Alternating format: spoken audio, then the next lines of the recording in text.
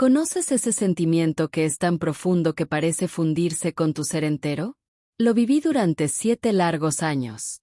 Una sensación que comenzaba en mi espalda, recorría mi columna y se alojaba en mi garganta cada vez que escuchaba la llave girar en la cerradura a las 6 de la tarde.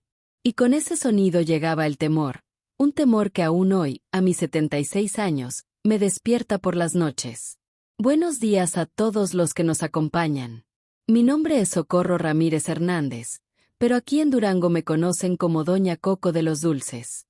Preparo dulces de leche, jamoncillo y glorias, que dicen son los mejores de la región. Tengo mi pequeño puesto en la plaza principal desde hace más de 40 años. ¿Quién lo hubiera imaginado? Aquella niña que vivía con incertidumbre, ahora es conocida por endulzar la vida de los pequeños. Antes de continuar, me gustaría saber quién está del otro lado de la pantalla. Comparte en los comentarios de qué ciudad nos acompañas y, si te parece bien, dale me gusta y suscríbete al canal. Cada nueva suscripción me anima a seguir compartiendo estas historias que muchos prefieren mantener ocultas. Nací en 1954, en una casa amarilla al final de la calle Constitución, en la zona humilde de Durango, un pueblo donde todos se conocían, o eso creían, porque los secretos, los secretos, permanecían resguardados entre las paredes. Y nuestra casa amarilla, con sus ventanas de madera siempre cerradas, guardaba los más dolorosos. Mi padre, Raimundo, trabajaba como inspector en el ayuntamiento, un hombre respetado en la ciudad, de carácter firme y voz imponente.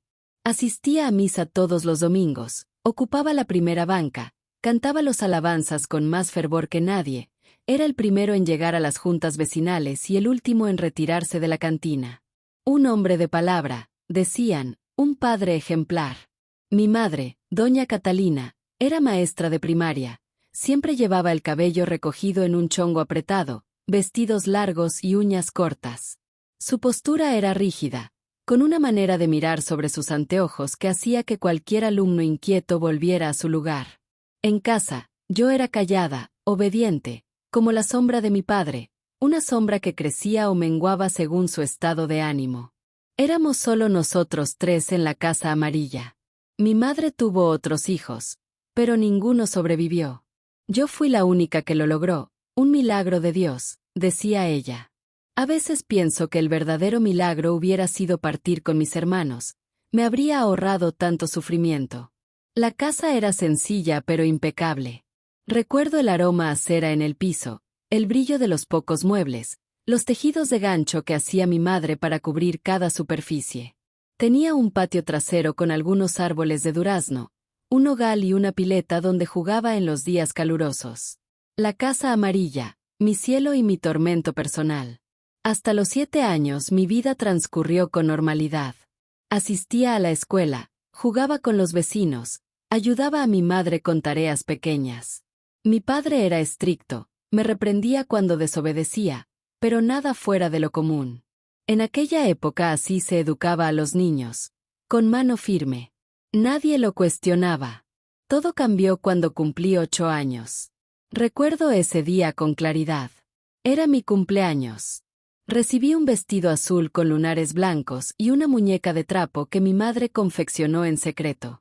Estaba tan contenta que no noté la mirada distinta de mi padre durante la comida, una mirada que aprendí a reconocer después, la mirada de quien planea algo. Esa noche, mi madre salió a la adoración nocturna. Era costumbre tener adoración cada primer viernes de mes, y ella nunca faltaba. Me quedé a solas con mi padre, algo que ya había sucedido antes. Normalmente me mandaba a dormir temprano mientras él escuchaba la radio en la sala, pero esa vez fue diferente. Ven acá, Socorro, me llamó desde la cocina. Ven a ayudar a tu padre. Me acerqué con mi muñeca nueva bajo el brazo. Estaba apoyado en el fregadero, mirando el fogón. Mira este lavabo, niña, está sucio. Tu madre no lo limpió bien. Observé el lavabo, me pareció limpio, pero contradecir a mi padre no era una opción. Le diré a mamá cuando regrese, susurré suavemente. No, lo vas a limpiar ahora. Intenté explicarle que era muy pequeña, que no alcanzaba bien, que el agua fría lastimaba mis dedos en ese suave invierno duranguense, pero fue inútil. Me subí a un banquito y empecé a lavar los pocos trastes. Hice mi mejor esfuerzo, pero como cualquier niña de 8 años, cometí errores, derramé agua, dejé jabón, no sequé bien.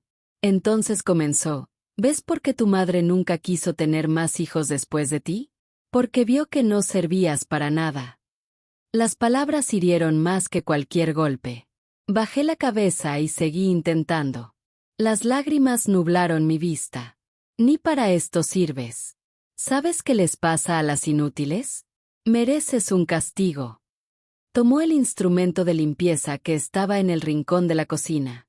Pensé que me reprendería como otras veces, pero no fue así. Quítate la ropa. Me quedé paralizada. No entendía por qué una niña de 8 años debía desvestirse en la cocina. ¿No me oíste? Quítate la ropa ya. El miedo me paralizó. Abracé mi muñeca con fuerza. Papá, hace frío. El grito fue tan fuerte que solté la muñeca. Con manos temblorosas, me quité el vestido nuevo y me quedé en ropa interior, acurrucada, tratando de cubrirme. Me quité todo y allí, expuesta en medio de la cocina, sentí una vergüenza que nunca había experimentado, una vergüenza mezclada con miedo y confusión. ¿Por qué un padre querría ver así a su hija? Lo que siguió después prefiero no detallarlo, no por vergüenza, eso lo he superado hace tiempo, sino porque hay personas sensibles viendo este video. Solo diré que experimenté un dolor indescriptible. Cuando todo terminó, me arrojó mi ropa y me amenazó: si le cuentas a alguien, les haré daño a ti y a tu madre. Me arrastré hasta mi habitación, me envolví en la cobija y lloré hasta quedar sin lágrimas. El dolor físico era terrible, pero el dolor en mi alma era peor, porque no entendía que había hecho mal. ¿Por qué mi padre, quien debía protegerme, me lastimaba así? Cuando mi madre regresó, pensé en contarle. Ella entró en mi habitación esa noche, me vio despierta y preguntó con voz suave: ¿qué pasa, mijita? ¿No puedes dormir? Intenté decir algo, pero el temor me paralizó la garganta. ¿Y si cumplía lo que había dicho? Solo pude negar con la cabeza. Ándale pues, a dormir que mañana hay escuela, dijo antes de cerrar la puerta. Así, sin más. Mi madre no notó mis lágrimas silenciosas, o quizás fingió no verlas. Esa noche, algo se marchitó dentro de mí, la inocencia de mi niñez, la confianza, la seguridad. Creí que sería algo pasajero, un castigo por no haber limpiado bien el fregadero, pero me equivocaba. En las semanas siguientes, cada vez que mi madre salía a sus grupos de oración, él encontraba motivos: la casa está sucia, llegaste tarde de la escuela, tus calificaciones no son suficientes. Me pedía traer el instrumento de castigo, y yo, siendo apenas una niña de 8 años, obedecía sin poder defenderme. Lo más doloroso fue descubrir que mi madre sabía. Una tarde, regresé de la escuela con mi vestido manchado de tierra porque me había caído en la calle. Mi padre se molestó mucho. Ve al cuarto, ordenó. Yo temblaba. Esta vez, la puerta quedó entreabierta y, a través de la rendija, mientras sufría el castigo, vi a mi madre parada en el pasillo. Nuestras miradas se encontraron en ese momento terrible. Ella vio mi sufrimiento, mi súplica silenciosa. ¿Y saben qué hizo? Nada. Simplemente cerró la puerta y se fue. Fue entonces cuando entendí: la traición no era solo de él, sino también de ella. La persona que debía protegerme, defenderme, luchar por mí contra el mundo entero, me había abandonado. Esa noche lloré diferente, no solo de dolor físico, sino de una profunda soledad. Estaba sola contra ellos dos. El maltrato continuó por meses, años, cada vez más frecuente. Ya ni siquiera esperaban a que mi madre saliera, lo hacían frente a ella, que observaba con la mirada baja o con un extraño brillo en los ojos, sin intervenir jamás, sin defenderme nunca. Una vez intenté resistirme. Ya tenía 10 años, era un poco más grande, un poco más fuerte. Intenté huir. Llegué hasta la puerta principal, pero mi madre me bloqueó el paso. ¿A dónde vas, Socorro? Por favor, mamá, déjame salir. Regresa adentro, tu padre no ha terminado, y me empujó hacia él, como quien devuelve un objeto prestado. Mi cuerpo comenzó a cambiar. Crecí, me desarrollé, llegó mi primera menstruación, que oculté lo mejor que pude. Temía que estos cambios empeoraran la situación, y así fue. Mi padre comenzó a temer que quedara en estado. Me amenazaba diciendo que si algo así pasaba, me haría desaparecer. Los castigos continuaron, pero ahora era más cuidadoso, buscando formas de no dejar marcas visibles. En la escuela, me volví la niña callada que siempre usaba manga larga, incluso en el calor más intenso, y se sentaba hasta atrás del salón. No jugaba en el recreo, no hablaba con nadie, nunca sonreía. Mis calificaciones, que antes eran buenas, bajaron mucho. ¿Cómo concentrarse en español cuando todo el cuerpo duele? ¿Cómo aprender matemáticas cuando solo piensas en lo que te espera en casa? Los maestros notaban que algo no andaba bien, pero en aquellos tiempos era diferente. Los problemas familiares se quedaban en casa. Solo una maestra insistió, doña Lupita, mi maestra de historia, bajita, con su pelo chino siempre recogido y sus lentes grandes que se le resbalaban por la nariz. Ella me miraba diferente, no con lástima ni con disgusto, sino con verdadera comprensión. Un día me llamó después de clase, «Socorro, ¿todo está bien en tu casa?» La simple pregunta casi me quebró. Hacía tanto que nadie se preocupaba por mí. Abrí la boca para decir que sí, como siempre, pero no pude. Las lágrimas brotaron sin control. No respondí. Al final solo dije, no está bien, pero no dije más ese día. El miedo era más grande que el dolor, miedo de lo que él haría si se enteraba, miedo de que nadie me creyera. Al fin y al cabo, ¿quién le creería a una niña frente a dos adultos respetados de Durango? Cuando quieras hablar, aquí estoy, me dijo simplemente. Y por primera vez en años, sentí que no estaba completamente sola. Para entonces ya tenía 13 años. 5 años de maltratos diarios, 5 años sin infancia, 5 años viendo a mi propia madre ser cómplice de mi sufrimiento, 5 años deseando no despertar cada mañana. Fue cuando todo empeoró aún más. La casa amarilla ya no era solo mi tormento, se había convertido en mi prisión total. Mi padre cerraba las puertas con llave cuando salía, prohibiéndome hablar con cualquiera.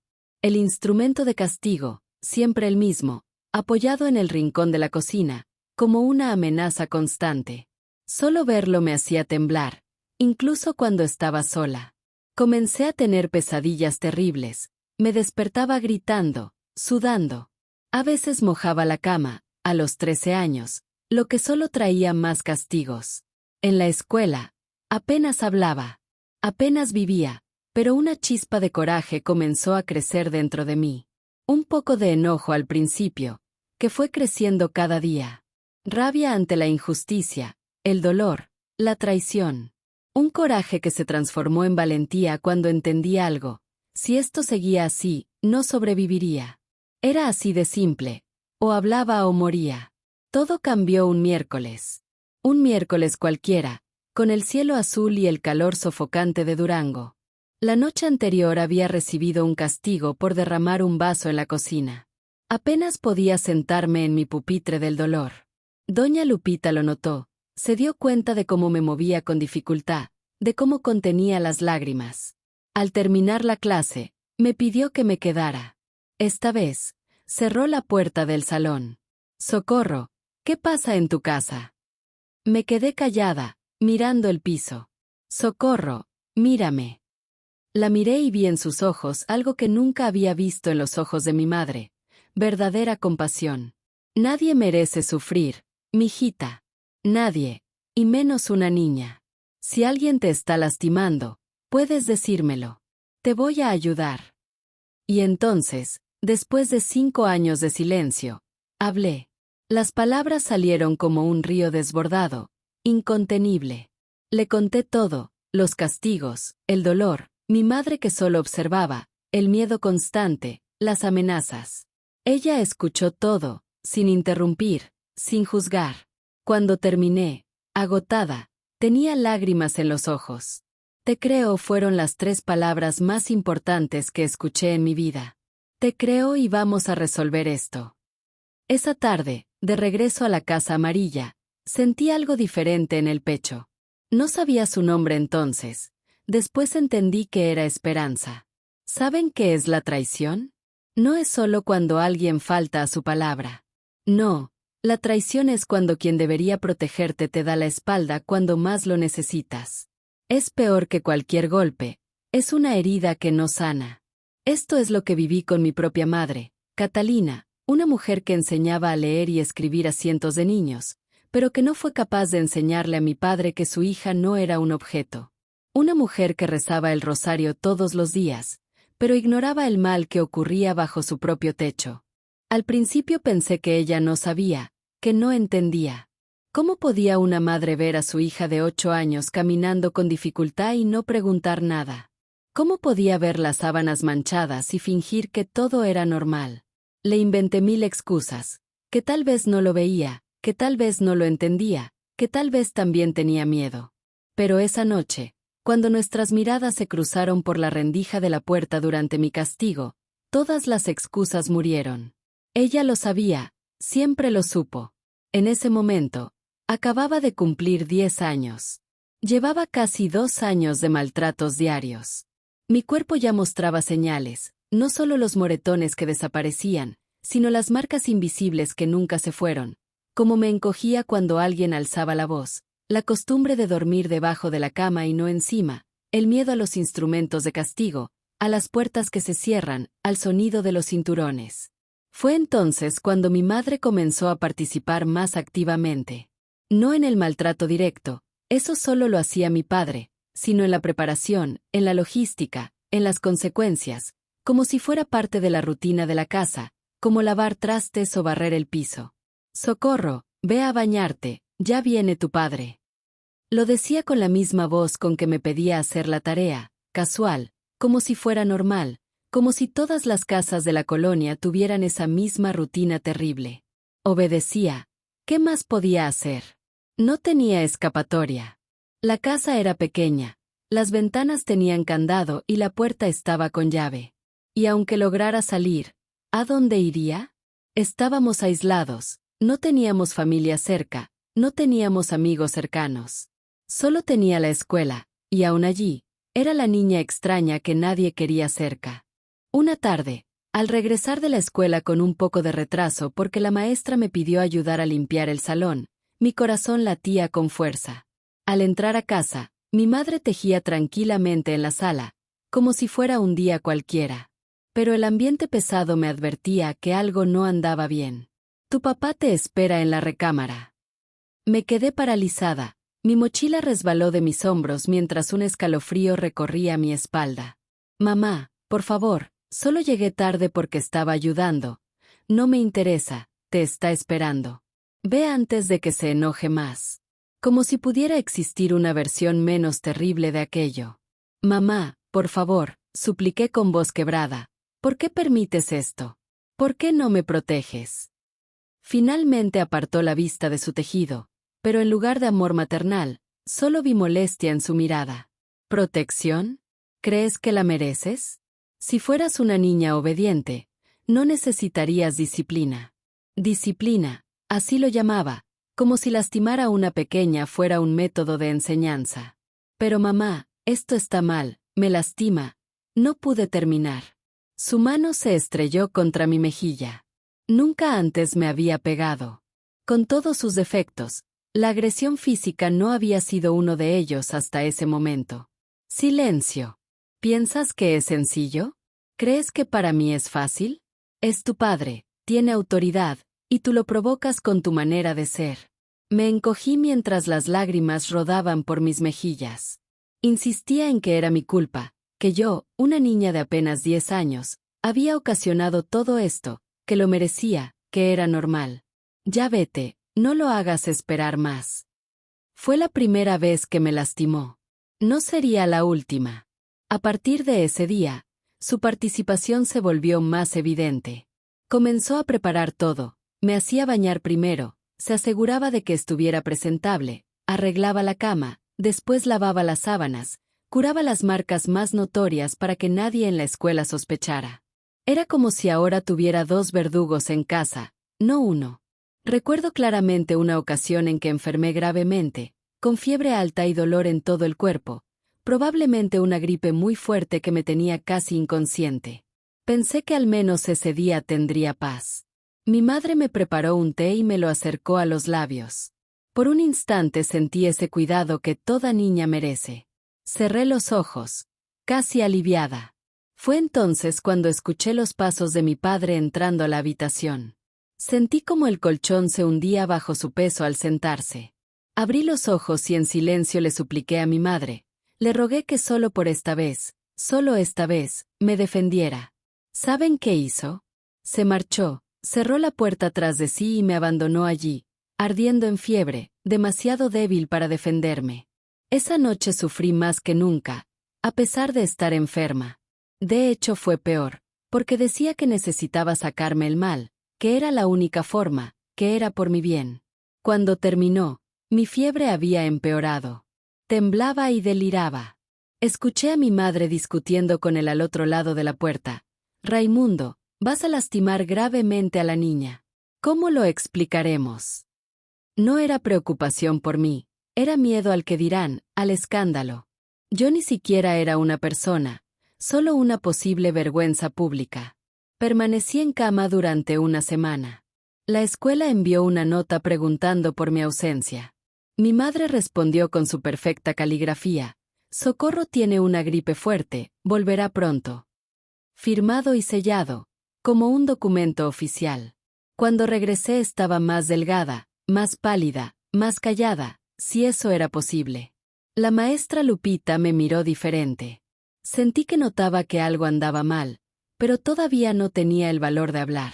Todavía no, apenas tenía 11 años. Intenté escapar por primera vez. Guardé algunas cosas en una bolsa del mercado, un cambio de ropa, un cepillo de dientes viejo, una muñequita de trapo que tenía desde pequeña. Esperé a que se durmieran e intenté abrir la ventana de mi cuarto, pero estaba atorada. Probé la puerta principal, tenían la llave en su habitación. Probé la cocina y lo mismo. La casa entera era una prisión. No me sorprende que nadie sospechara. Nadie podía entrar. Yo no podía salir. El escenario perfecto para lo que sucedía allí. Lloré en silencio, sentada en el piso de la cocina, con mi triste bolsa en el regazo. No había escape, nunca lo habría. Fue entonces cuando vi el instrumento de mi tormento, recargado en la esquina, como siempre. Sentí una rabia que nunca antes había experimentado, un enojo que me quemaba por dentro. Lo tomé, pensé en romperlo, tirarlo al patio, esconderlo, cualquier cosa para tener una noche tranquila. Pero cuando apenas lo había movido, escuché pasos. ¿Qué estás haciendo? Mi padre, parado en la puerta de la cocina, en pijama, despeinado y con los ojos enrojecidos. Se había despertado para tomar agua y me encontró allí. Lo que siguió fue indescriptible. No solo usó ese objeto, también sus manos y su cinturón. Me lastimó hasta que perdí el conocimiento. Desperté en el suelo de la cocina, tan adolorida que ni siquiera podía abrir uno de mis ojos. Mi madre me encontró allí, me miró y suspiró. ¿Ves lo que provocas? ¿Ves lo que ocasionas? La culpa, siempre la culpa, como si yo, una niña, fuera responsable de su maldad, como si la hubiera elegido. No asistí a la escuela ese día ni el siguiente. Solo volví cuando las marcas eran menos visibles. Inventaron que me había caído por las escaleras de casa, unas escaleras que ni siquiera existían. Nuestra casa era de una sola planta, pero nadie cuestionó nada. Con el tiempo su complicidad se volvió más evidente. Ya no era solo permitirlo, sino participar activamente. Comenzó a crear situaciones, pretextos. Se quejaba con mi padre de que no había limpiado bien el patio, de que había contestado mal, de que había tardado demasiado con la tarea. Socorro necesita disciplina. Raimundo era su código. Disciplina terrible. Empecé a darme cuenta que ella disfrutaba, no del daño en sí, al menos quiero creer que no, sino del poder que le daba, de verme castigada por cosas insignificantes, de verme sufrir mientras ella observaba, superior, correcta, inmaculada. Una tarde regresé de la escuela y la encontré diferente, animada, arreglada. Llevaba puesto su vestido de los domingos, el que solo usaba para ir a misa. Hoy vamos a casa de tu tía Remedios, anunció. Tu padre trabajará hasta tarde, cenaremos allá. La tía Remedios ni siquiera era mi tía de verdad, solo una amiga suya que vivía al otro lado de la ciudad. Casi nunca la visitábamos. No entendí el cambio repentino, pero sentí un rayito de esperanza. Una noche lejos de casa, una noche sin él, una noche en paz. Me arreglé rápidamente, me peiné, hasta intenté sonreír. La idea de salir de aquellas paredes, aunque fuera por unas horas, era como agua en el desierto. Estábamos por irnos cuando mi padre llegó antes de lo usual. Nos miró a las dos, ya listas para salir. ¿A dónde van? A casa de Remedios, respondió mi madre con voz sumisa. Solo a cenar, volveremos temprano. No he cambiado de parecer. Los necesito aquí a los dos. Y eso fue todo. Ni siquiera protestó, se quitó el rebozo, guardó su bolsa y regresó a la cocina a preparar la cena, como si no importara nada, como si la promesa de una noche de alivio para su hija no significara nada. Esa noche lloré hasta quedarme dormida. No por el maltrato, eso ya era casi rutinario. Lloré por la traición, por la facilidad con que renunció a protegerme, por la certeza de que entre él y yo, siempre lo elegiría a él. A los 12 años ya había perdido toda esperanza. Vivía como autómata, iba a la escuela, volvía a casa, me lastimaban, sufría, dormía, despertaba, repetía todo como una sonámbula. Los maestros, por supuesto, notaron que algo andaba mal. Mis calificaciones, que ya eran bajas, se volvieron pésimas. Casi no hablaba, apenas comía, parecía una sombra en los pasillos. Recuerdo cuando el profesor de educación física llamó a mi madre a la escuela. Me negué a cambiarme para la clase, no quería que vieran las marcas en mis piernas. El profesor lo encontró extraño e insistió. Terminé llorando en un rincón del patio. Señora Catalina, Socorro se comporta muy raro. No participa, no se integra. Hoy tuvo una crisis en mi clase. ¿Ocurre algo? Me asomé a la puerta y escuché la conversación en la sala de maestros. Vi a mi madre impecable como siempre, con su chongo perfecto, uñas limpias y cara de santa. Socorro siempre ha sido una niña difícil, maestro. Desde chiquita es problemática, mentirosa, inventa cosas, busca llamar la atención. Las marcas. Se cae sola, tropieza, se golpea. No sé de dónde sacó esa torpeza. Ni su padre ni yo somos así. El profesor parecía querer decir más, pero se contuvo. Mi madre tenía ese don, ¿sabe?, de hacer dudar a la gente de lo que veían, de torcer la verdad con tanta convicción que hasta uno mismo empezaba a creerle. Ese día regresamos a casa en silencio. Al llegar, finalmente me dijo, ¿estás contenta? Casi me avergüenzas en la escuela.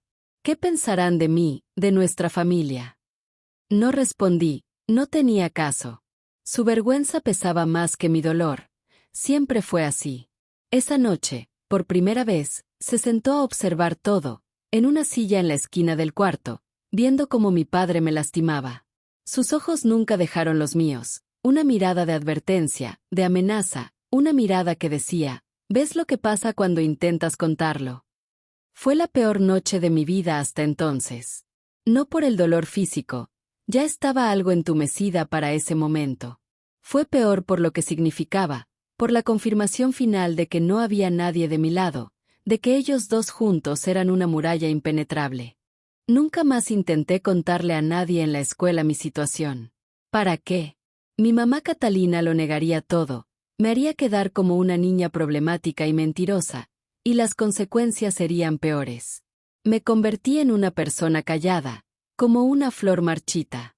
Aprendí a transportar mi mente a lugares lejanos cuando las cosas se ponían difíciles, imaginando que era otra persona en otro lugar. Aprendí a contener mis emociones, porque mostrarlas solo empeoraba la situación. Me volví como un fantasma, presente pero invisible. El tiempo siguió su curso, de los 12 a los 13 años, mi cuerpo cambió y todo empeoró. Una nueva preocupación surgió, el temor a quedar encinta. Mi padre tenía sus métodos para evitarlo, todos dolorosos y humillantes. Mi madre, Catalina, revisaba mi ropa cada mes para verificar mi ciclo. Si algo pasa, te vas de la casa, me amenazaba, como si yo tuviera algún control sobre mi vida. Al cumplir 13 años, algo dentro de mí cambió. La situación seguía igual, pero un fuego diferente empezó a crecer en mi interior, más allá de la desesperación. Era algo más profundo, más intenso. Comencé a pensar en formas de acabar con todo. Guardé medicinas para la presión de mi madre, encontré veneno para ratas en el garaje. Me detenía en el puente del río Nazas, imaginando que sus aguas me llevaban lejos. Pero algo me detenía. No era miedo a perder la vida, pues ya me sentía sin ella. Era una terquedad, una vocecita que me decía que yo no merecía ese final, que ellos debían enfrentar las consecuencias de sus actos. A los 13 años entendí algo crucial sobre mi encierro. Mi madre Catalina no era una víctima como yo, era parte de quienes me lastimaban. No ayudaba a mi padre por amor a mí, lo hacía porque me rechazaba. Tal vez porque yo representaba los problemas en su matrimonio, o porque era el obstáculo que le impedía comenzar una nueva vida.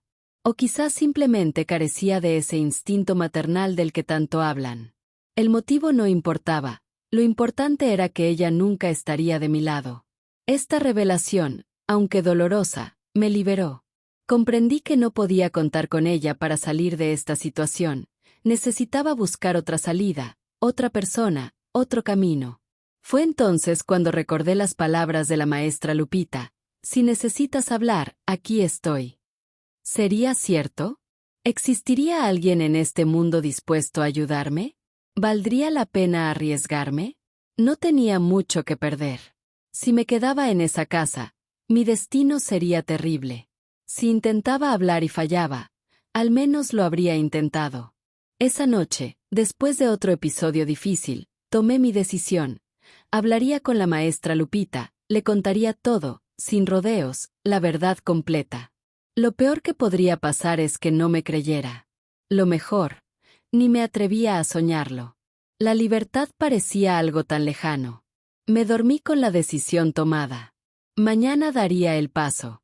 Lo que no sabía es que la maestra Lupita también guardaba sus propias historias y tenía sus propias herramientas para enfrentarlas.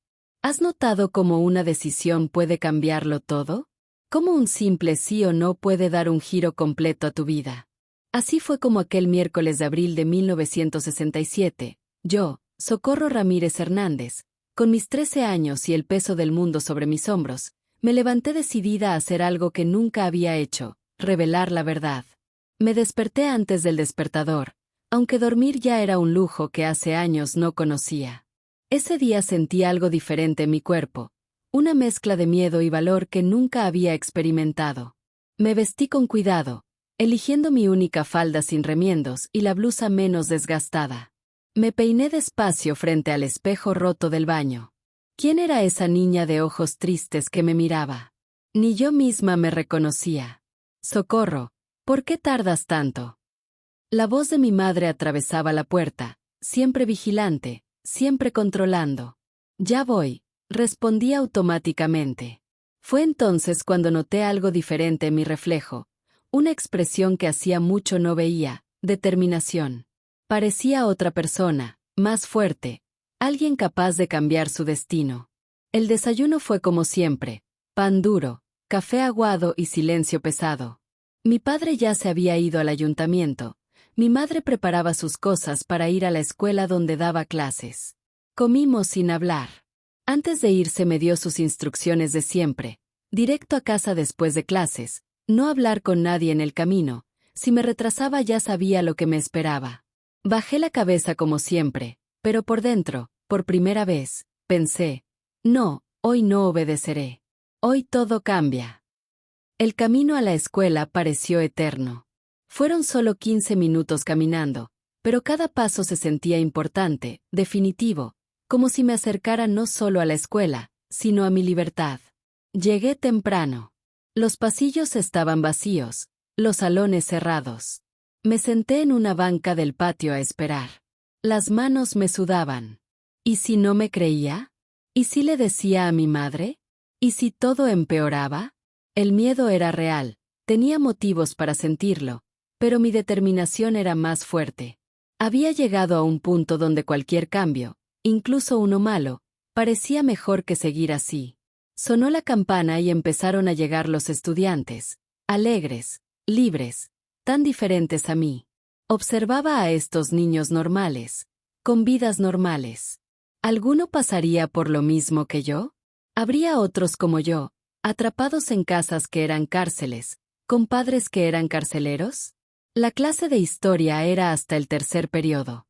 Aguanté las 2 primeras clases como un autómata, contestando cuando me llamaban, copiando del pizarrón, existiendo sin vivir. Por fin llegó la maestra Lupita. Entró al salón cargando sus libros, con sus lentes resbalándose por su nariz. Saludó con su alegría habitual y comenzó a hablar sobre la guerra de Reforma. Fechas, batallas, nombres. No escuché nada. Mi mente estaba ocupada ensayando lo que diría, cómo lo diría, planeando cada palabra de esa conversación que podría cambiarlo todo. La clase terminó. Sonó la campana. Era ahora o nunca. Mientras los demás salían ruidosamente al recreo, me quedé sentada, inmóvil, esperando que todos se fueran. La maestra Lupita lo notó, por supuesto. Me miró por encima de sus lentes, con esa manera suya de entender las cosas sin preguntar. Cuando el último alumno salió, cerró la puerta, vino a mi escritorio, acercó una silla y se sentó frente a mí. ¿Qué pasa, Socorro? ¿Quieres platicar? Abrí la boca, pero las palabras no salían. Años de silencio forzado habían atado mi lengua. Años de amenazas me hacían dudar. No tengas miedo, dijo con voz tranquila. Lo que sea, puedes decírmelo. Respiré profundo. Era el momento. Mi padre me lastima, dije de golpe. Lleva años haciéndolo. Las palabras salieron rápido, casi sin aliento. Como si al pensarlo demasiado ya no pudiera decirlas. Esperaba ver sorpresa en su cara, incredulidad, horror, cualquier reacción que la gente normal tiene al escuchar algo así. Pero no vi nada de eso. Vi comprensión, como si ya lo supiera, o peor aún, como si lo entendiera personalmente. ¿Cómo te lastima, Socorro? ¿Me puedes contar? Es importante. Era la primera vez que alguien me preguntaba los detalles sin dudar de mí, sin hacerme sentir culpable, sin cuestionar si inventaba. Y entonces hablé. Le conté sobre el dolor, sobre mi madre observando, participando. Le hablé de las amenazas, del miedo constante, de mi casa que era una prisión. Lo conté todo, sin filtros, sin parar. Las palabras salieron como agua de una presa rota, incontenibles, arrasadoras. Cuando terminé, me faltaba el aire, estaba agotada, como si hubiera corrido kilómetros. De cierta forma, así era. Una carrera de 5 años y por fin cruzaba la meta. La maestra Lupita guardó silencio un momento. Sus ojos, detrás de esos grandes lentes, estaban llenos de lágrimas, pero no era solo tristeza lo que vi. Era una indignación contenida. Te creo, dijo al fin. 3 palabras simples que lo cambiaron todo. Te creo. Cuando nadie más creía, ni siquiera mi propia madre, esta maestra que apenas me conocía me dio lo que más necesitaba, validación. Nada de esto es tu culpa, Socorro, continuó. Tú no has hecho nada malo. Ellos son las personas malas, no tú. Lloré, no de dolor como tantas otras veces, sino de alivio, de un peso enorme finalmente compartido, de una verdad finalmente dicha y aceptada. ¿Qué va a pasar ahora?, pregunté entre sollozos. ¿Ahora vamos a sacarte de ahí, sacarme de ahí? La idea parecía tan imposible, tan lejana de mi realidad, que apenas podía entenderla. ¿Cómo? ¿A dónde iría? ¿Y si no me dejaban? ¿Y si nadie me creía? Las preguntas salían sin control, el miedo regresaba, mezclado con una pequeña pero creciente esperanza. Una cosa a la vez, dijo con firmeza. Primero necesitamos pruebas. ¿Pruebas? Sí, sé que es difícil, pero necesitamos demostrar lo que está pasando. Lamentablemente, tu palabra contra la de ellos no será suficiente. Tenía razón, por supuesto. Mi madre era una maestra respetada, mi padre un empleado del ayuntamiento, ciudadanos ejemplares a los ojos de todos. ¿Quién le creería a una niña con problemas frente a dos adultos honorables? ¿Qué tipo de pruebas? Las marcas. Necesitamos documentarlas. Y dudó, como si estuviera tomando una decisión difícil. Necesito contarte algo, Socorro, algo que muy poca gente sabe. Esperé, curiosa, a pesar de mi miedo. Cuando tenía más o menos tu edad, pasé por algo similar. No fue mi padre, fue mi padrastro, y mi madre, como la tuya, fingía no ver. Abrí mucho los ojos. La maestra Lupita, la más respetada de la escuela, con sus modales propios, sus clases siempre preparadas, su vida aparentemente perfecta. ¿Cómo salió adelante? ¿Cómo lo logró? Ella sonrió, una sonrisa triste. No pude hacerlo de forma correcta en ese entonces. Me fui de casa sin rumbo. Pasé momentos muy difíciles en las calles de Durango, con hambre y frío. Por fortuna, una familia bondadosa me permitió quedarme en su pequeño cuarto de servicio a cambio de ayudar con las labores del hogar. Estudié cuando podía, tomé clases en la universidad con mucho esfuerzo, y finalmente me convertí en maestra. Pero nunca denuncié lo que pasó. La justicia nunca llegó. Raimundo falleció años después sin consecuencias por sus acciones. Y Catalina, mi madre, siguió su vida fingiendo que nada había sucedido. Hasta hoy evita hablar conmigo, pues soy el recordatorio viviente de su falta como madre. Todo esto lo guardé en mi corazón. Doña Lupita, mi maestra, una mujer extraordinaria que conocí, también había sufrido siendo niña, y aún así estaba ahí, íntegra, ayudando a los demás. Por eso se interesó en mi situación. Sí, reconocí las señales, la mirada triste, las marcas. La preocupación me invadía. Constantemente me veía reflejada en ti y en lo que hacemos ahora. Ella ajustó sus anteojos pensativamente. No permitiré que sigas mi mismo camino. No te dejaré ir sin dirección ni protección. Hagámoslo diferente. Hagámoslo de la manera adecuada. Ahora existen recursos que no había en mi tiempo. Conozco a un abogado que ayuda a niños en situaciones difíciles. Hablaré con él hoy mismo, pero necesitamos evidencias, Socorro, algo tangible. Puedo mostrarle las marcas, le dije. Las tengo por todos lados. Ella asintió con seriedad. Esto ayuda, pero sería mejor tener pruebas más contundentes, algo que no pueda negar. La idea me causó temor. Significaba soportar más momentos difíciles. Tengo miedo, le confesé. Lo entiendo. Y si no quieres, buscaremos otra solución. Pero piensa en esto. Podría ser tu única oportunidad de terminar con esta situación, de obtener justicia, no solo por ti, sino tal vez por otros niños que podrían sufrir en el futuro. Otros niños. Nunca lo había pensado así. ¿Y si adoptan a otro pequeño después? ¿Qué pasaría si lastiman a otra niña como a mí? ¿Qué debo hacer? Me explicó el plan. Era arriesgado, pero podría funcionar. ¿Estás segura de querer hacerlo? No te mentiré, será difícil pasar por esto una vez más. Si es la última vez, vale la pena, respondí con una firmeza que me sorprendió. Si quiero terminar con esto, aguantaré un día más. Ella tomó mi mano con cariño, el primer gesto de afecto sincero que había recibido en años. Eres muy valiente, Socorro, más de lo que yo fui a tu edad.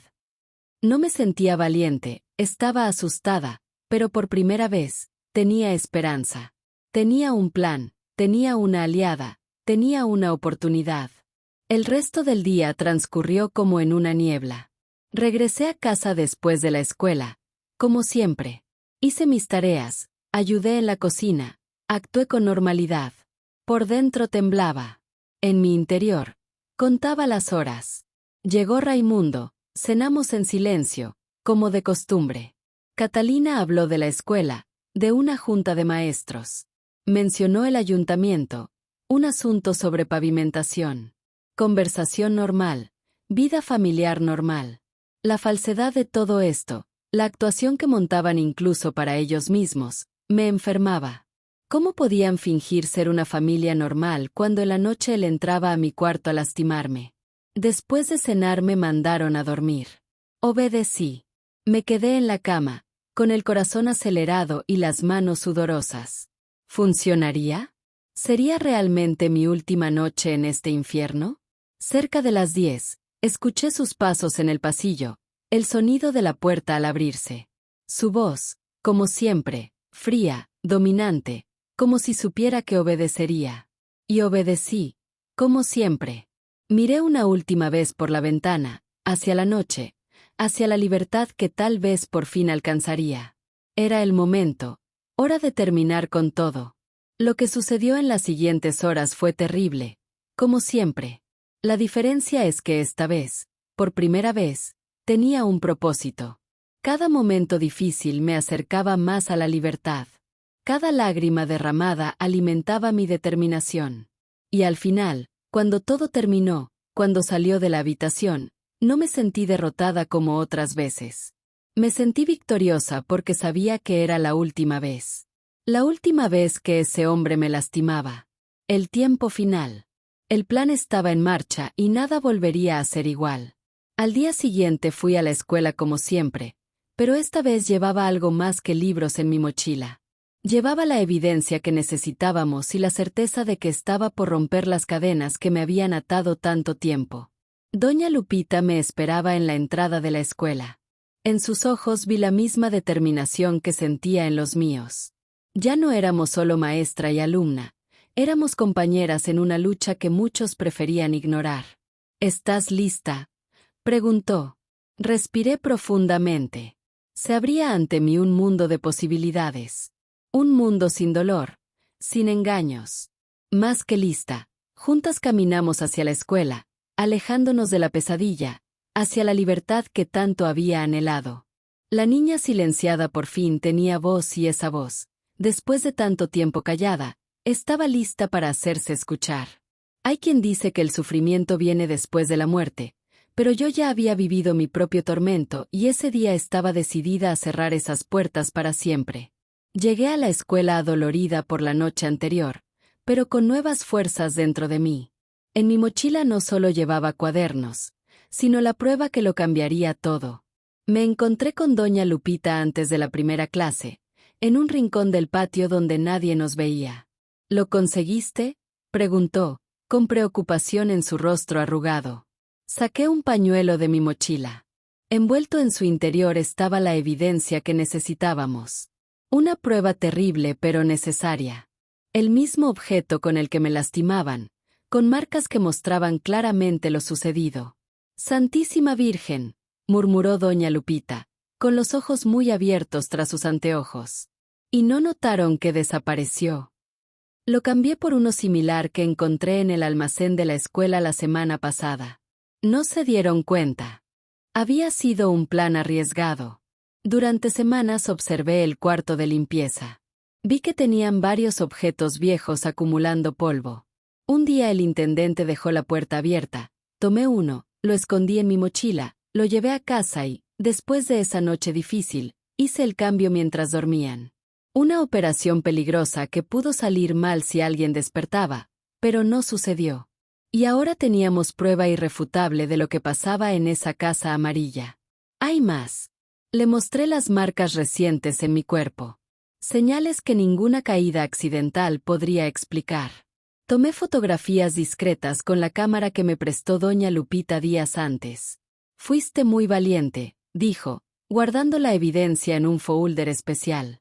Ahora me toca hacer mi parte. Acordamos el siguiente paso. Volvería a casa después de clase, como si nada hubiera cambiado. Seguiría la rutina normal. Mientras tanto, doña Lupita llevaría las pruebas a su amigo abogado. Irían a la policía, al DIF, a donde fuera necesario. ¿Cuánto tardará?, pregunté ansiosa. La idea de pasar otra noche en esa casa me aterraba. Haré todo lo posible por resolverlo hoy, pero podría tomar más tiempo. Depende de los trámites. ¿Podrás resistir un poco más? Podría hacerlo. Claro que podría. Había aguantado 5 años. Podía soportar unas horas más, sabiendo que el final estaba cerca. Solo ten cuidado de que no noten nada diferente. Actúa normal.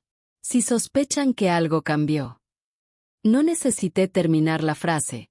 Sabía lo que pasaría si sospechaban. Tenía la cicatriz del último intento de escape para recordármelo. Actuaré como si nada, prometí. Ese día la escuela pasó volando. No pude concentrarme en nada. Mi mente estaba ocupada con lo que vendría, con la posibilidad real de liberación, con el miedo de que algo saliera mal. Cuando sonó la campana de la última hora, sentí mariposas en el estómago. Era hora de volver a la casa amarilla, quizás por última vez. En el camino, todo parecía distinto, las mismas calles de siempre, pero vistas con otros ojos, los mismos vecinos saludando, pero desde otra perspectiva. ¿Lo sabían? ¿Sospechaban? ¿O realmente creían que éramos una familia normal y feliz? Llegué a casa a la hora de siempre. Catalina ya estaba allí, revisando tareas en la mesa de la cocina. Me miró por encima de sus lentes. Arréglate. Tu padre viene temprano hoy. Viene gente de la capital a visitarnos. ¿Visita? ¡Qué extraño! Por un momento me preocupé si esto afectaría el plan, pero quizás fuera mejor. Con visitas en casa estaría más segura, al menos por una noche. Me arreglé como me indicaron, poniéndome el vestido azul que usaba en ocasiones especiales, el único vestido además del uniforme escolar que me quedaba. Me peiné, me lavé la cara. En el espejo vi a la misma niña de siempre, pero sus ojos eran diferentes. Tenían un brillo nuevo, el brillo de alguien que sabe que pronto será libre. Raimundo llegó a las 6, como había dicho, acompañado de una pareja que nunca había visto. Un señor de traje y una señora elegante, gente como mi madre. Ella es Socorro, me presentó Raimundo, su mano sobre mi hombro, apretando muy fuerte, una advertencia silenciosa para que me portara bien. ¡Qué linda niña!, dijo la señora sonriendo.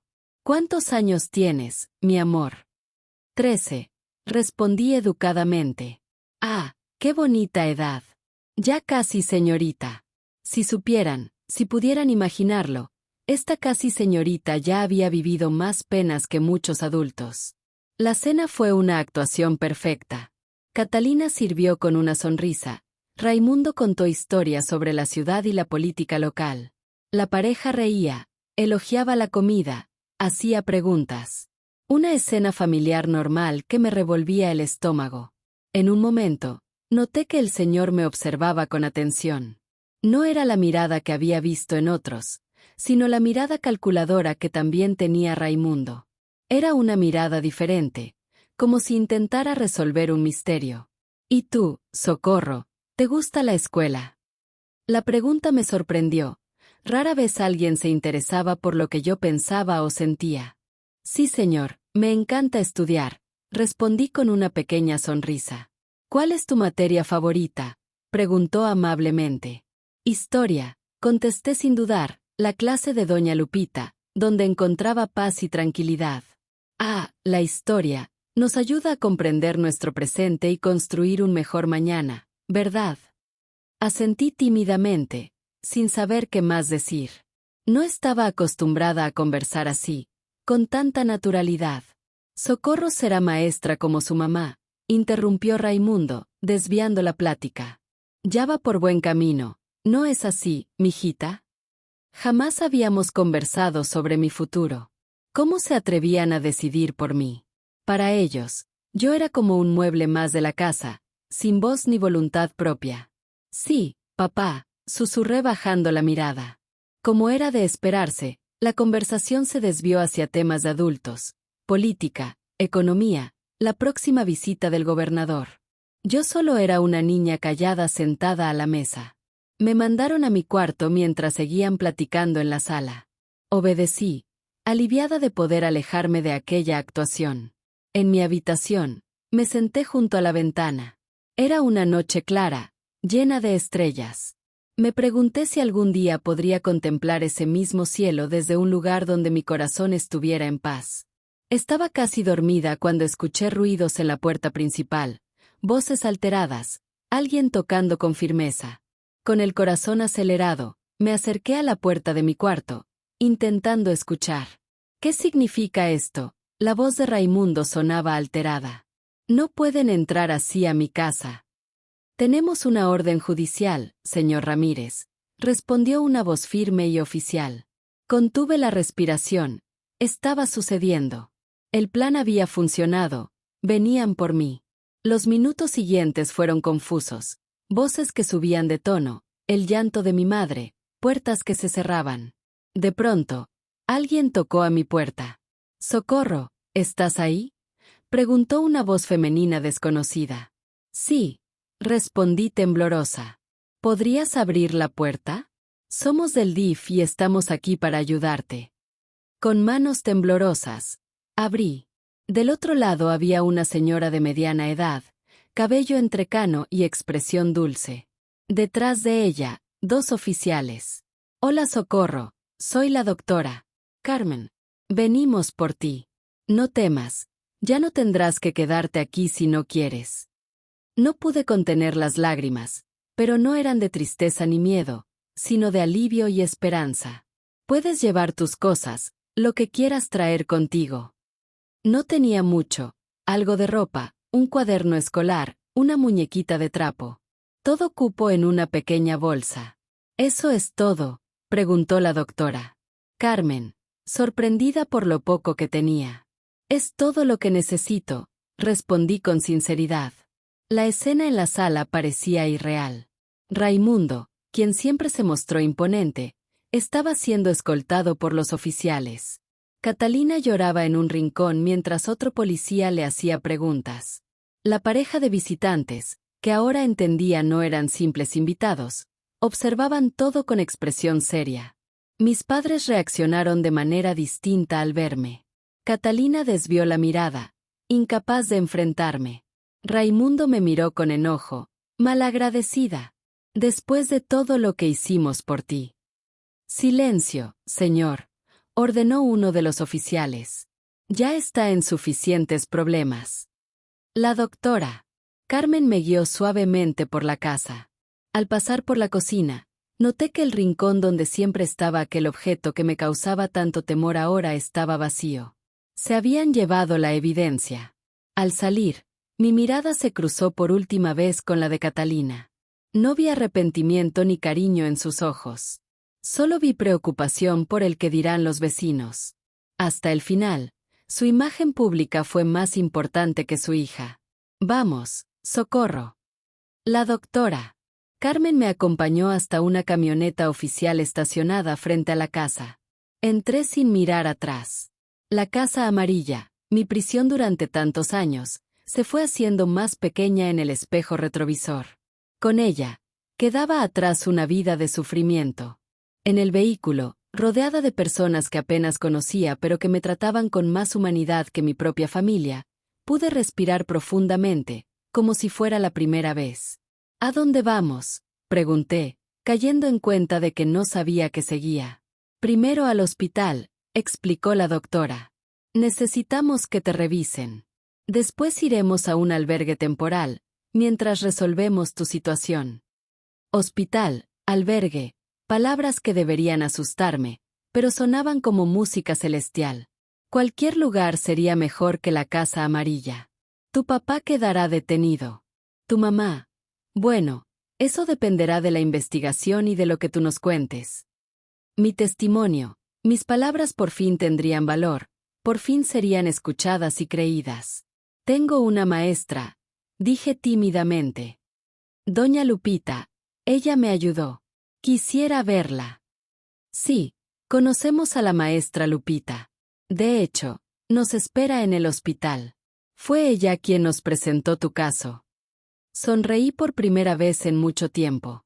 Doña Lupita había cumplido su promesa. Me había ayudado a salir adelante de una manera que ella no pudo cuando era joven. El hospital era grande, luminoso y lleno de gente. Me llevaron a un consultorio privado, donde un doctor me examinó con respeto y delicadeza. Tomó fotografías, anotó todo, hizo preguntas necesarias aunque difíciles. Al terminar, me dijo algo que nunca olvidaré. «Eres muy valiente, Socorro, más valiente que muchos adultos que conozco». No me sentía valiente, me sentía pequeña y asustada. Pero también, por primera vez en años, me sentía protegida. Después de la revisión me llevaron a otra sala y ahí estaba ella, doña Lupita, con su pelo recogido como siempre, sus lentes en la punta de la nariz, una sonrisa cansada pero feliz. «¡Lo lograste!», exclamó. Corrí a abrazarla, algo que nunca antes había hecho. «No, Socorro, lo logramos juntas. Tú hiciste la parte más difícil». Nos abrazamos largo rato, dos sobrevivientes unidas por experiencias similares, dos generaciones conectadas por el dolor, pero también por la esperanza de días mejores. «¿Qué pasó?», pregunté cuando por fin nos separamos. «¿Cómo sucedió todo tan rápido?». Me lo contó mientras compartíamos un pan dulce que alguien había traído. Me explicó que llevó las pruebas a su amigo abogado, quien se conmovió profundamente. Fueron directamente con el juez de menores, quien se mostró muy sensible ante estos casos. El juez, al ver las pruebas, ordenó inmediatamente la detención de Raimundo y una orden de restricción para Catalina, mientras se aclaraba su participación. ¿Sabes? La pareja que estaba en tu casa eran trabajadores sociales encubiertos. Estaban ahí para observar la situación familiar antes de que llegara la policía.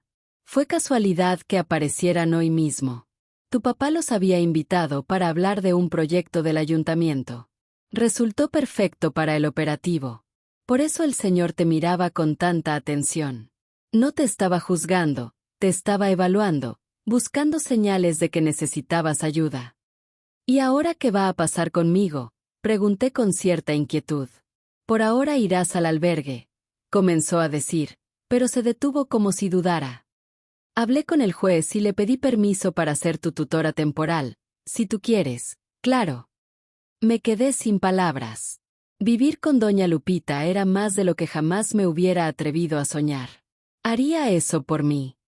Lo haría por ti, Socorro. No es caridad, es justicia. Es darte la oportunidad que yo no tuve cuando pasé por algo similar. Me mordí los labios para no llorar de nuevo. Ya no tenía más lágrimas, de todos modos. Me sentía vacía y llena al mismo tiempo, vacía de miedos, llena de posibilidades. Sí quiero, sí quiero. Ella sonrió con esa dulzura que desde el principio me dio esperanza. Entonces vamos a preguntarle a la jueza. Seguro lo considerará. Esa noche dormí en el albergue. Era un lugar sencillo, con varias camas, otras niñas en situaciones parecidas a la mía. Pero estaba limpio, era seguro y, por primera vez en años, pude dormir tranquila. Me desperté con la luz del sol entrando por la ventana. Por un momento me sentí desorientada. ¿Dónde estaba? ¿Por qué no estaba en mi cuarto oscuro de la casa amarilla? Y entonces recordé. Era libre. La pesadilla había terminado. Las otras niñas ya se preparaban para desayunar. Algunas me miraban con curiosidad, otras con indiferencia. Cada una tenía su propia historia, sus propias experiencias difíciles. Éramos diferentes, pero también parecidas, todas buscando un nuevo comienzo. Me llevaron a declarar a la Comisaría de Protección al Menor. Fue un día difícil. No es fácil contar todo otra vez a personas desconocidas, ver sus reacciones de asombro, compasión y a veces duda. Pero lo hice. Conté todo, sin omitir nada, los castigos, las noches de angustia, mi madre mirando sin hacer nada, los años de silencio obligado. Cuando terminé, el comandante, un señor de mediana edad que parecía un papá de familia, me dijo algo que me marcó profundamente. Tu testimonio ayudará a que se haga justicia, Socorro, pero más importante aún, ayudará a salvar a otras niñas. Tu valentía está abriendo puertas para que más voces se atrevan a hablar. No me sentía valiente, solo me sentía aliviada, aliviada de por fin estar lejos de ellos, de por fin poder hablar, de por fin ser escuchada. Por la tarde, recibí una visita inesperada en el albergue. La doctora Carmen, la trabajadora social, acompañada de doña Lupita y una señora que resultó ser la jueza de mi caso. Socorro, dijo la jueza después de presentarse, he revisado tu caso con urgencia, dada la gravedad de la situación y el riesgo evidente de mantenerte en el entorno familiar. Le otorgo la custodia temporal a la maestra Lupita, si estás de acuerdo. Miré a doña Lupita que sonreía nerviosa. Ella realmente quería cuidarme, protegerme, ser mi familia. Sí, estoy totalmente de acuerdo. La jueza sonrió aliviada. Perfecto, puedes irte hoy mismo. El proceso legal continuaría su curso, por supuesto. Habría más declaraciones y audiencias pendientes. Mis padres tendrían derecho a defenderse, pero ya no tendría que verlo si no lo deseaba. Y ciertamente no quería. Mi corazón anhelaba dejar atrás esas memorias dolorosas para siempre. Quería comenzar de nuevo, renacer. ¿Podemos irnos ya?, pregunté con ansias. Sí, mi niña, respondió doña Lupita con dulzura. Vamos a casa. Hogar. Qué palabra tan significativa. Ya no representaba temor ni angustia. Ahora era una promesa de días mejores, de un nuevo comienzo lleno de esperanza. Recogí mis pocas pertenencias y me despedí de las otras niñas del refugio. Algunas estaban demasiado inmersas en su propio dolor para responder. Otras me regalaron sonrisas y buenos deseos. Una señora mayor me abrazó susurrando: no te olvides de nosotras cuando estés allá afuera. ¿Cómo podría olvidarlas? Eran parte de mi historia, de mi camino. En el coche rumbo a casa de doña Lupita, observé las calles a través de la ventana. Todo lucía diferente, más brillante, más vivo, más lleno de posibilidades. ¿Lista para tu nueva vida, Socorro?, preguntó doña Lupita mirándome por el espejo retrovisor. Respiré profundo. Una vida sin miedos nocturnos, sin dolor, sin traiciones. Una vida con escuela, con sueños, con futuro. Más lista que nunca. Y así comenzó mi nueva vida. El camino no sería fácil, había mucho por sanar, mucho por aprender. Pero al fin tenía una salida, un camino hacia la luz. Por primera vez en años sentí esperanza. Esperanza de que lo venidero sería mejor que lo que dejaba atrás. La casa amarilla quedaba en el pasado y el futuro por fin parecía prometedor. Si me preguntan a qué huele la libertad, diría que huele a tierra mojada después de la lluvia. Eso sentí aquella primera mañana en casa de doña Lupita. Desperté y vi la ventana abierta, sin candados ni rejas, mientras el aroma húmedo de la mañana inundaba mi habitación. Era el aroma de un nuevo comienzo, de limpieza, de vida nueva. La casa de doña Lupita era sencilla pero acogedora, 2 pisos en el barrio de los Maestros, con 2 recámaras, una salita modesta, una cocina pequeña y un patio trasero lleno de plantas y flores. Lo más importante es que era un hogar lleno de paz y tranquilidad. Los primeros días fueron de adaptación. Me costaba trabajo comportarme con naturalidad. Pedía permiso para todo, para ir al baño, para tomar agua, hasta para sentarme. Un día rompí accidentalmente un vaso durante el almuerzo. Me encogí asustada, esperando un castigo. Pero solo escuché la voz dulce de doña Lupita. No pasa nada, mi niña. Los vasos se rompen, es normal. Lloré mucho ese día, no por el vaso, sino por la normalidad, por el derecho a ser simplemente una niña que cometió un error sin consecuencias terribles. Las siguientes semanas fueron de aprendizaje. Aprender a vivir sin miedo, a entender que no todos los adultos lastiman, que no todas las madres abandonan, que no todos los padres hacen daño.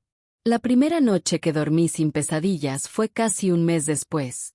Me desperté descansada, confundida por la sensación de paz. Había soñado con un campo de flores. Fue tan extraño que me quedé largo rato tratando de entender que era diferente. Así duermen los niños, Socorro, me dijo doña Lupita durante el desayuno. Es tu derecho. Siempre había sido mi derecho. Qué concepto tan nuevo para una niña que solo conocía obligaciones. Regresé a la escuela 2 semanas después. No fue fácil enfrentar las miradas. Durango es una ciudad pequeña. Todos conocían el caso del inspector municipal. Algunos me miraban con lástima, otros con morbosa curiosidad, algunos incluso con enojo, como si yo hubiera arruinado la vida de mis padres. Pero también hubo quienes me apoyaron silenciosamente. Una mano en el hombro, un dulce de cajeta en mi pupitre, un lugar guardado en el recreo. El dolor fue transformándose en fortaleza, poco a poco. Cada día en casa de doña Lupita era un día de sanación. Cada clase, cada comida tranquila, cada noche sin temor, me ayudaba a reconstruirme. El proceso legal se extendió, declaraciones, audiencias, peritajes.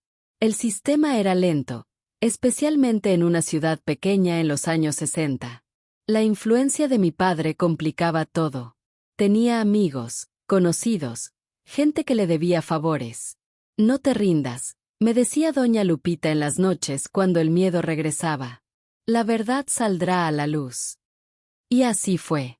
6 meses después de mi partida, mi padre recibió una sentencia de 15 años. Mi madre, 8 años como cómplice. Fueron las primeras sentencias tan severas por maltrato infantil en la región. Un precedente, una victoria no solo para mí, sino para otros niños que vendrían después.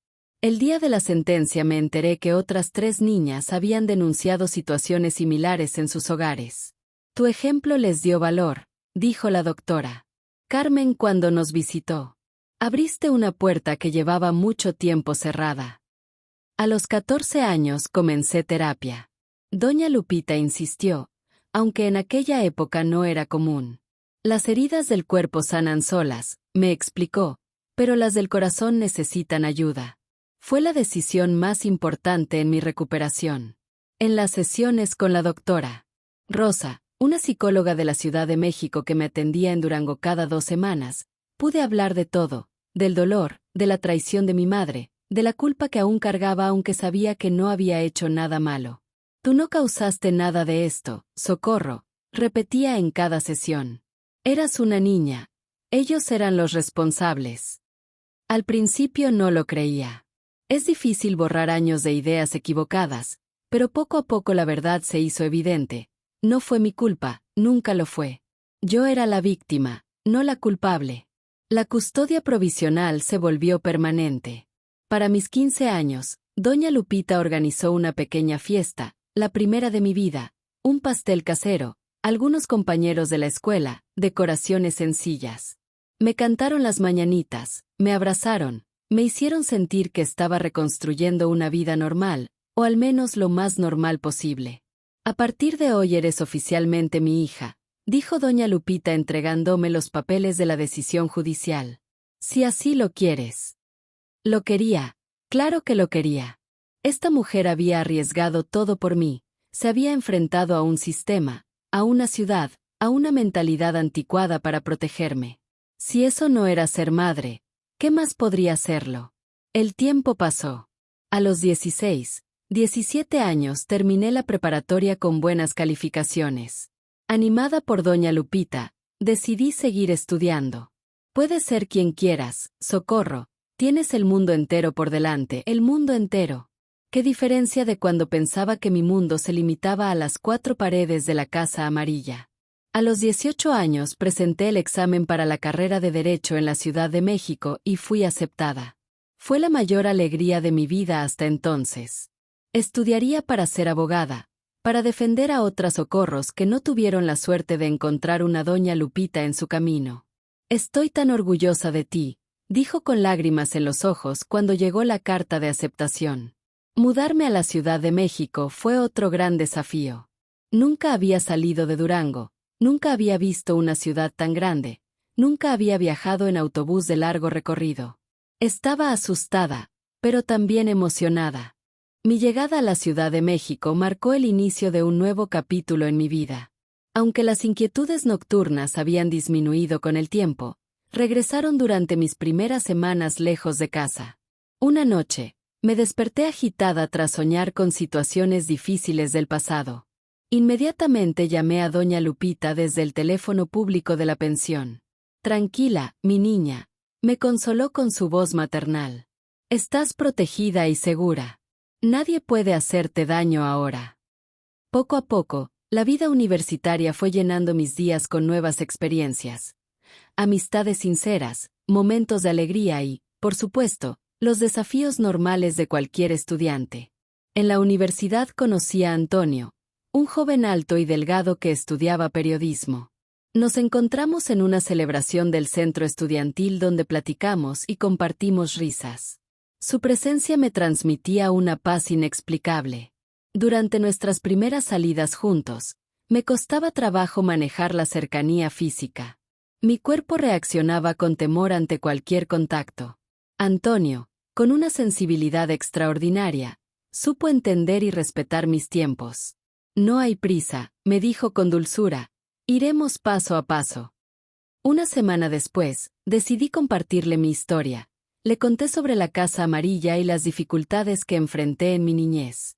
Era la primera vez que me abría así con alguien fuera de mi círculo más cercano, pero sentía que podía confiar en él. Antonio escuchó cada palabra sin interrumpir, y al terminar, con lágrimas en los ojos, me dijo, «Eres la persona más valiente que he conocido». En ese momento no me sentía valiente. Me sentía como alguien que seguía luchando por sanar heridas antiguas, pero quizás él veía en mí una fortaleza que yo misma no reconocía. Nuestra relación creció lentamente, con mucha comunicación y paciencia. La terapia me ayudó a comprender que el cariño verdadero se construye desde el respeto y la comprensión mutua. Nos graduamos juntos, yo con honores en Derecho, él con una oferta para trabajar en un periódico importante de la capital. Celebramos una boda sencilla en la Ciudad de México. Doña Lupita me acompañó al altar, y entre bromas me dijo, «Ahora te entrego a alguien más». Con lágrimas en los ojos le respondí, «Es diferente, mamá. Esta vez yo elegí». Y esa era la diferencia fundamental. Por primera vez en mi vida, tenía el poder de tomar mis propias decisiones. Construimos una vida tranquila en la capital. Abrí mi propio despacho especializado en derecho familiar, mientras Antonio progresaba en el periódico hasta convertirse en editor. Compramos un departamento y fuimos bendecidos con 2 hijos, Miguel y Laura. Formamos una familia llena de amor y comprensión. Por supuesto, el camino no fue siempre fácil. Las pesadillas ocasionales y los recuerdos difíciles nunca desaparecieron por completo. Había días en que me costaba trabajo recibir muestras de cariño, días de tristeza inexplicable. Pero con el tiempo, estos momentos se volvieron menos frecuentes. La terapia me dio herramientas para manejar mi pasado sin que éste controlara mi presente. En 1988, cuando mis hijos tenían 8 y 6 años, recibí la noticia de que Raimundo había fallecido en prisión por problemas del corazón. No supe cómo reaccionar. No sentí ni alivio ni tristeza, solo un vacío extraño, como si un capítulo inconcluso de mi vida se cerrara definitivamente. Antonio me preguntó si quería asistir al funeral. No lo consideré necesario. Para mí, esa persona había dejado de existir hacía mucho tiempo. 2 años después, Catalina, quien ya había cumplido su sentencia y vivía en otra ciudad, intentó contactarme. Mandó una carta a mi oficina diciendo que estaba muy enferma y deseaba verme una última vez. Me sentí confundida. Una parte de mí quería rechazar cualquier contacto, mientras otra parte, quizás fortalecida por años de terapia, necesitaba cerrar este ciclo. Después de meditarlo mucho, decidí ir, no por ella, sino por mi propia paz interior. Necesitaba demostrarle que había sobrevivido y construido una vida plena. En un hospital de Torreón, encontré a una mujer muy diferente de aquella que recordaba de mi niñez. Estaba muy delgada, con el cabello escaso, casi irreconocible. «Socorro, viniste», susurró con voz débil. «Sí, pero no por ti», respondí con firmeza. Nos quedamos en silencio por un momento. ¿Qué se le dice a quien debió protegerte y no lo hizo? «No merezco perdón», dijo finalmente. «Solo quería que supieras que no ha pasado un día sin que piense en mis errores». Le pregunté lo único que necesitaba saber. ¿Por qué permitiste todo aquello? ¿Por qué no me defendiste? Desvió la mirada y me explicó que el miedo la había paralizado. Miedo a quedarse sin sustento, sin hogar, sin seguridad. Silencio. Pero eso es solo parte de lo que pasó. Lo más difícil de aceptar es que mi mamá no me dio el cariño que merecía. No fui una hija esperada, y ella me culpó por eso, en lugar de asumir su responsabilidad. Ahora reconoce que estuvo equivocada. Sus palabras sinceras me sorprendieron. Esperaba excusas simples, no esta confesión directa. Pensé que sentiría algo al verla así, Quizás un poco de satisfacción, pero no sentí nada. Ya no tiene influencia sobre mí. Es solo una señora enferma que está sola, mientras yo tengo una familia hermosa, una carrera y un futuro brillante. Vi cómo lloraba mientras decía es lo justo, me lo merezco. Me retiré sin voltear atrás. Falleció 2 semanas después. No asistí a su despedida. No sentí rencor ni tristeza, solo tranquilidad, como si por fin pudiera cerrar ese capítulo. La vida siguió su curso, mis pequeños crecieron, y me convertí en abuela. Doña Lupita partió en 1995, a los 73 años, tranquilamente mientras dormía, en paz, como ella se merecía. Fuiste mi salvación, le dije en nuestra última charla, 2 días antes. No, Socorro, tú te salvaste sola. Yo solo te mostré el camino. Tal vez tenía razón. Al final, fue mi valentía para hablar, para buscar ayuda lo que me permitió salir adelante. Pero sin ella, sin alguien que confiara en mí, ¿lo habría logrado? Al jubilarme como abogada a los 60 años, decidí emprender algo nuevo. Abrí mi puesto de dulces típicos en la plaza principal de Durango, mi tierra natal, donde regresé después de que Antonio nos dejó. Preparo las recetas que aprendí de Doña Lupita, dulce de leche, jamoncillo, glorias y otros postres que me recuerdan mi segunda infancia, esa que sí vale la pena recordar. Mi puesto se volvió un lugar donde la gente viene no solo por los dulces, sino a platicar y compartir sus historias. Me sorprendió descubrir que muchas se parecen a la mía. Comprendí que, tristemente, mi experiencia no era única, que muchas mujeres de mi generación y las siguientes vivieron situaciones similares, y que el silencio era una prisión que compartíamos. A los 67 años, me invitaron a dar una plática sobre mi historia en la escuela local. Era la primera vez que hablaba en público. Estaba nerviosa pero decidida. Si mi testimonio podía ayudar a una niña a encontrar el valor para hablar, todo valdría la pena. Esa plática me llevó a dar otras más. Pronto estaba viajando por todo el estado, compartiendo mi experiencia en escuelas, universidades y grupos de apoyo. Mi historia, que por tanto tiempo me dio vergüenza, se convirtió en una herramienta para ayudar a otros. Fundé un grupo de apoyo en Durango, Voces en Silencio, donde mujeres de todas las edades y condiciones sociales comparten sus vivencias, sanan juntas y se fortalecen mutuamente. Ahora, a mis 76 años, decidí hacer estos videos para llegar a más personas. Porque incluso hoy, con todos los cambios en la sociedad, todavía hay niños sufriendo en silencio. Todavía hay familias que prefieren no ver lo que sucede. Todavía hay pequeños que tiemblan de miedo en sus propios hogares. Si estás viendo esto y te identificas con mi historia, quiero decirte algo importante. No estás solo, no es tu culpa y hay esperanza. Quizás ahora parezca imposible, tal vez pienses que nadie te creerá o ayudará, pero te prometo que existe alguien como Doña Lupita, alguien que te escuchará y te tenderá la mano. Mi pasado quedó atrás. En su lugar, construí una vida llena de amor verdadero, respeto y dignidad. Tú también puedes lograrlo. Y si conoces a un pequeño que muestra señales de estar sufriendo, el silencio repentino, las marcas inexplicables, el miedo constante, por favor sé su Doña Lupita. Pregunta, escucha, ayuda. Podría ser su única esperanza. Hoy, mi puesto en la plaza sigue abierto. Mis nietos ya me han dado bisnietos. La casa de mi infancia ya no existe. En su lugar hay un parque infantil.